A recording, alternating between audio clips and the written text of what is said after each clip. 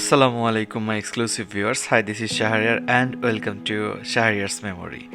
আর আজকে আমি ঘুরে বেড়াবো কলকাতার কিং অফ রোডসের সাথে। ইয়েস মাই ফ্রেন্ডস, আমি এখন কথা বলবো কলকাতার সেই বিখ্যাত ইয়েলো ক্যাব নিয়ে।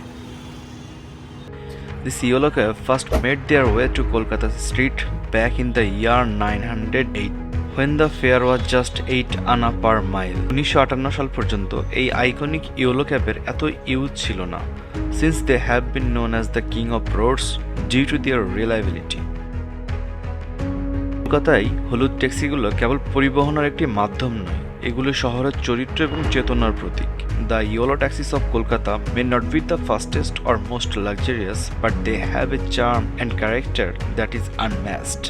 If you want to truly experience the Kolkata, take a ride in a yellow taxi and let it take you on a journey through the city's history.